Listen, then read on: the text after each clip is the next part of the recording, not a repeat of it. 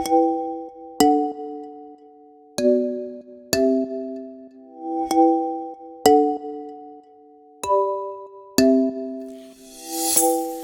জালি পিঠা বা খোলা জা পিঠা নোয়াখালী অঞ্চলের খুব বিখ্যাত একটা পিঠা। মাটির খোলায় তৈরি হয় বলে এই পিঠাটাকে খোলা জা পিঠা বলে। অনেক অঞ্চলে আবার এই পিঠাটাকে ডিমের পাতলা চিতই পিঠা বা চিতল পিঠা বলে। আর আজকে আমি আপনাদের এই পিঠাটাই পারফেক্টভাবে মাটির খোলার পরিবর্তে ননস্টিক প্যানে তৈরি করে দেখাচ্ছি।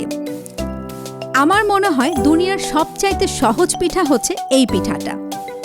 আর মজার বিষয় হচ্ছে এই পিঠাটা তৈরি করা কিন্তু রুটির চেয়েও সহজ, বেলা বেলের কোনো ঝামেলা নেই। চলুন তৈরি করার পুরো প্রসেসটি দেখে নিই। 2 কাপ চালের আটার সাথে আধা চা চামচ লবণ দিয়ে একটু ভালো করে মিক্স করে নিচ্ছি। এই পিঠাটা চালের আটা দিয়েই করতে হবে, ময়দা বা নর্মাল যে আটা আছে সেটা দিয়ে হবে না। চালের আটাকে অনেক অঞ্চলে আবার চালের গুঁড়িও বলে থাকে।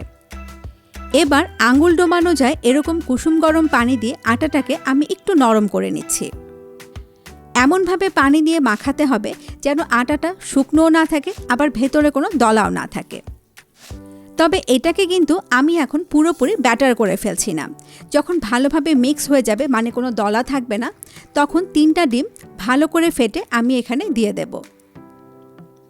ডিমটা কিন্তু আমি চাইলে এখানেও ভেঙে দিতে পারতাম, সেক্ষেত্রে কিন্তু মিক্সিংটা ভালো হবে না।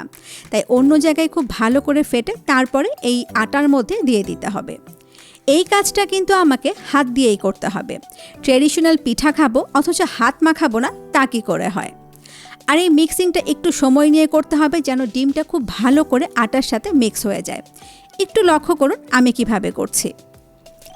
ডিমটা ভালো করে মিক্স হয়ে যাওয়ার পরে ব্যাটারটাকে পাতলা করার জন্য আবারও কুসুম গরম পানি অ্যাড করতে হবে। সিস্টেমটা হচ্ছে ব্যাটারটাকে আমরা পাতলা করব ডিমটা দেওয়ার পরে।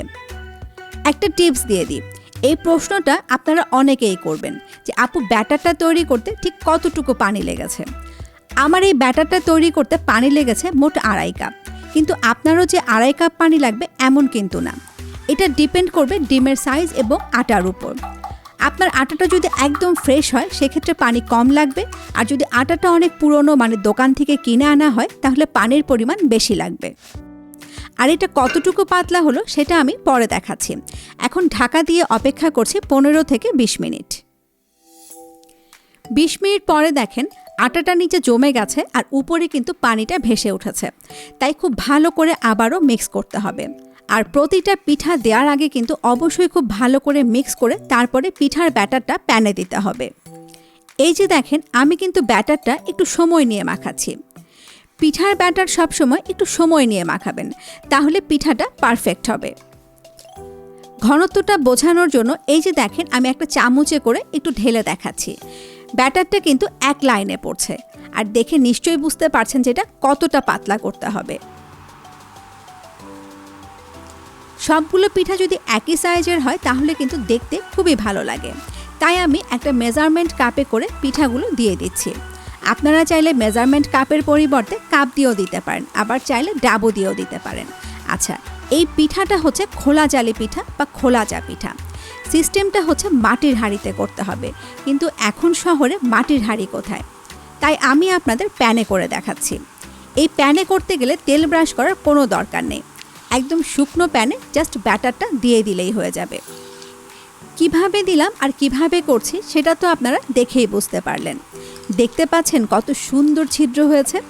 তবে মাটির খোলায় করলে ছিদ্রগুলো কিন্তু আরও বড় বড় হতো, দেখতে আরও ভালো লাগতো।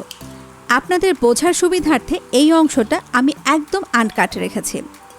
দেখতে পাচ্ছেন চারপাশ থেকে পিঠাটা উঠে কিন্তু একটু টেনে আসছে, আর উপরের কালারটাও কিন্তু একদম চেঞ্জ হয়ে গেছে।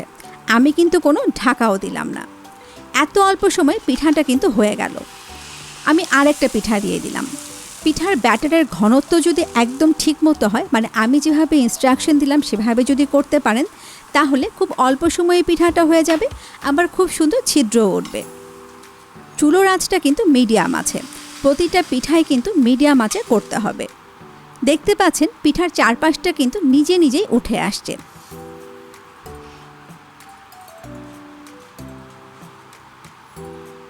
আর এই পিঠাটা তুলতে কিন্তু কোনো চামচ বা হাতা কিছুই লাগবে না।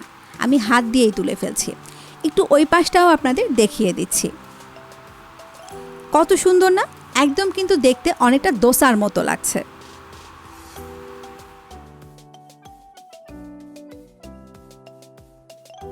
ট্রেডিশনালি এই পিঠা হাঁসের মাংস দিয়ে খেতে হয়, তো হাঁসের মাংস আমার কাছে নেই, আমি গরুর মাংস দিয়ে আপনাদেরকে সার্ভ করলাম। বিভিন্ন ধরনের ভর্তা দিয়ে পিঠাগুলোকে সাজিয়ে দিলাম। কে কী দিয়ে সার্ভ করলেন আমাকে অবশ্যই জানাবেন।